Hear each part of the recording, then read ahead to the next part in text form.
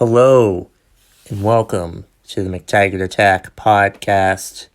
I'm Kevin McTaggart, and today I want to talk about Ronda Rousey, former UFC champion, former WWE champion. I want to talk about her because this past weekend she had an interview somewhere. I forget where it was. I think it was on a podcast or something like that. And she was talking. She made some comments about how she doesn't think she wants to return to the WWE because of the ungrateful fans. And she also, I believe, I might be paraphrasing here, referred to it as like fake fighting, And I just wanted to give my thoughts on Ronda Rousey. First of all, in regards to the ungrateful fans' comments, I don't really think that it's her fault that the fans were ungrateful. But I think you need to blame the higher-ups at the WWE. I mean, they obviously wanted to rush Ronda into wrestling, into performing on their top brand. They obviously wanted to rush her into that. And I think rushing her into, the spotlight in the WWE was a monumental mistake on their part. Because, yes, she's a fantastic UFC fighter. And yes, she has the skills to be a wrestler.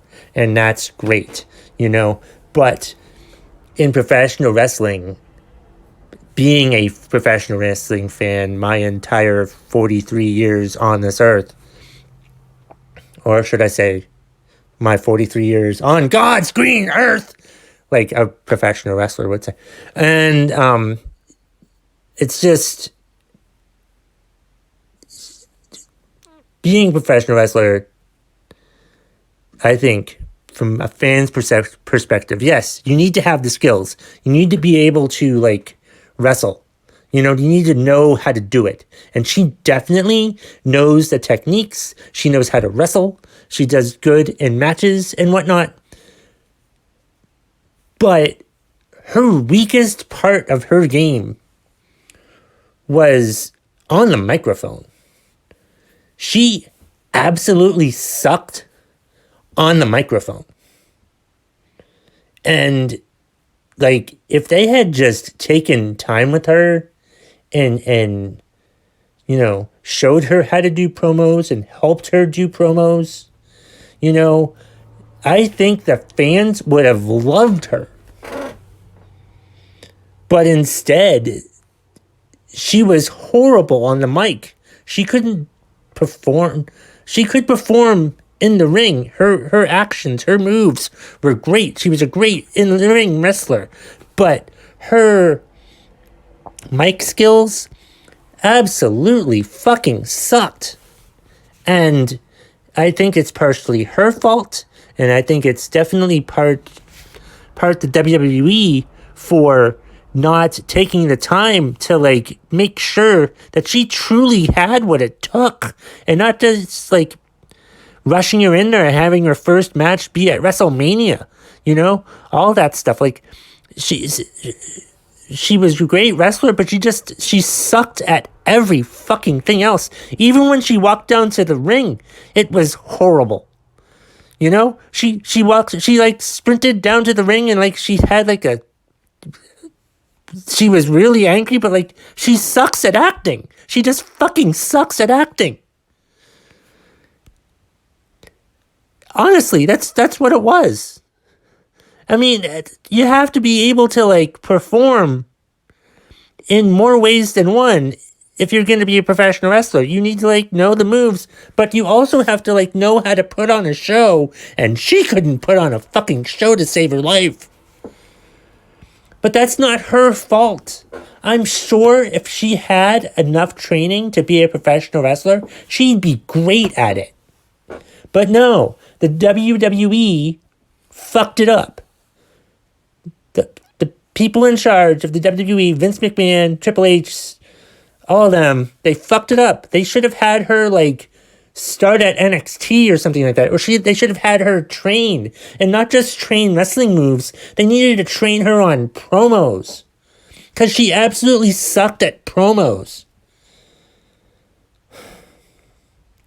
She sucked at promos. She sucked at walking down to the ring. They needed to fucking practice that shit with her. And it looks to me like they never did.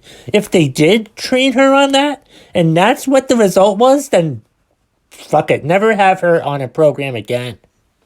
Because she just sucks. I hope if she comes back that she's better at walking down to the ring and she's better at promos. You know? That, if she does come back, because who fucking knows? I hope she doesn't, but if she does, she better be a lot better at the non-wrestling move part of it. She was good at the wrestling. She was just awful at everything else but the wrestling. But that's not really her fault for the most part. It's the WWE's fault. And one other thing about her ungrateful fans comment, it's funny to me, though. That I found that funny, that, like, ungrateful fans, I mean, they were booing you. Yeah, that's right. They were booing you, and the WWE should have made her a heel. They should have made her a heel with, like, a spokesperson. That's right. They should have had Paul Heyman be her spokesperson. Or somebody else be her spokesperson so she wouldn't talk. Because if she didn't talk, I think the fans would love her more. But no, she opened her mouth and fans were like, no. Boo.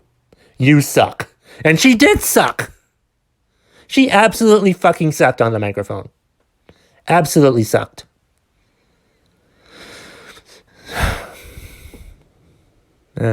I think that's all I had to say. There was the stuff that she said about the fake fighting, but I mean, professional wrestling is a grueling sport. Wrestlers get injured all the time. They deal with injuries. You know, wrestlers have retired because of their injuries. They've gotten concussions in the ring. So yeah, it's a tough fucking sport. It's not like UFC. UFC and professional wrestling are two totally fucking different things. You have to be a showman. Ronda Rousey was not a showman or a show person, if I want to be politically correct. But if she ever comes back, I really hope if she does come back that they, like, work on her out-of-ring skills. Because her out-of-ring skills totally fucking suck. Please don't beat me up, Ronda Rousey. All right, well, that's all I have to say for my podcast. That's all I wanted to get off my chest for my podcast. We'll get to what's pissing you off in a minute. But before we do that, I wanted to thank you for downloading the podcast today and listening to it, I hope, and continue to listen to it. But please remember to share, subscribe, and review the podcast with whoever you know. If you're listening to this on, like, Apple Podcasts, please give me a review, hopefully 5 stars, because the more reviews I get on Apple Podcasts, the more popular a podcast gets, so that's really helping me out. I've helped you out by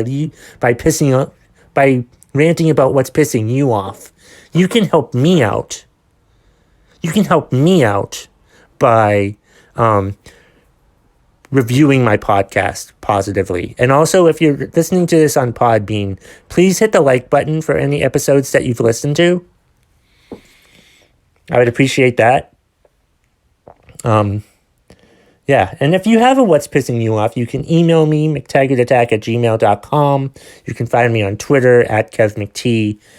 You can find me on Instagram @McTaggartAttack. You can find me on TikTok @McTaggartAttack. Also, subscribe to my YouTube channel. You can listen to my podcast on my YouTube channel. You can listen to my podcast on IGTV, on Instagram. And that's all I was going to talk about so far for this. What else? Was there something else I wanted to talk about? I don't know. Subscribe to my YouTube channel.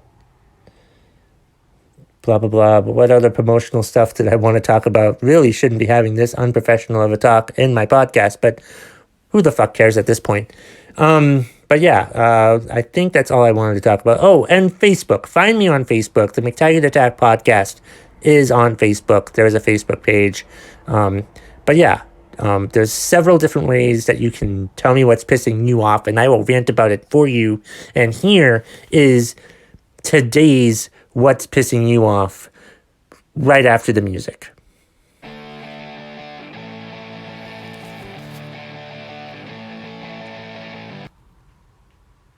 For today's What's Pissing You Off, we have a contribution from Kim Sanderson. What is Kim pissed off about today? She is pissed off at every person boasting that they've watched every show because she hasn't been able to watch every show because she has 3 kids at home. And her husband's off working during the day, which is no fault as his at all. But to go on social media and to see people bragging about all these shows that they're able to binge watch and all these, series that they've been able to see through their entirety, and she's been able to just watch maybe 3 shows. I mean, if you're gonna boast on social media, boast about something that people give a shit about, okay? I don't care one single fucking bit how many shows you're binge watching during this COVID-19 virus pandemic thingy-mabob, all right? But just be fucking mindful that there are people out there working hard at home, having to deal with work and home stuff at the same fucking time, having to deal with work and their children all at fucking once. And if you people are just gonna go out there and fucking brag about how you're binge watching every fucking thing, nobody fucking cares. Nobody fucking cares at all what the fuck you're watching on TV. Nobody fucking cares that you're sitting on your ass watching television all the live long fucking time, while there's people out there trying to work at home, trying to deal with the distractions of family and whatnot, while they're trying to get work done and hopefully, get all their work done so they don't lose their job because of all their family stuff. But God forbid, your stupid ass finally watched the entire series of The Wire. Thank God for you watching all of The Wire. Oh my God, I'm so fucking happy for you that you've watched the entire series of The Wire while somebody's trying to just do their job at home. God forbid people who still have jobs are trying to do their fucking job and your stupid fucking ass is just fucking bragging about, all the stupid shows that you're fucking watching. Nobody fucking cares. Shut the fuck up. Leave Kim alone. And that's the bottom line. If you smell what the McTaggart Attack podcast is cooking.